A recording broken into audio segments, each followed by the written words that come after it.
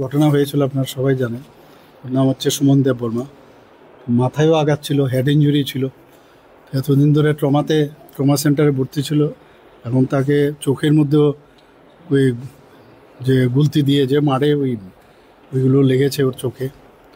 তো ডাক্তারবাবুরা বলেন যে ভিট্রাস হ্যামারেজ আছে, ওনারা কনজারভেটিভ ট্রিটমেন্টের কথা বলছেন।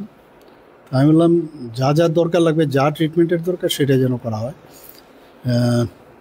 তো ফলো আপে ওরা দেখছে, তো আশা করি ভালো হয়ে যাবে। কিন্তু মানে ঘটনাটা তো খুবই মানে আমি বলবো যে দুর্ভাগ্যজনক।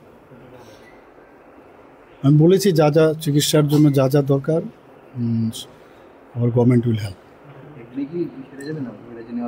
না না, এরকম কিছু না, ওরা তো এখনো বলেনি। আমি বললাম রেটিনা স্পেশালিস্টের সাথে কথা বলতে, ওনারা আজকেই কথা বলবেন, আমাকে রিপোর্ট দেবেন এবং প্রয়োজনে যা যা দরকার তাই করা হবে।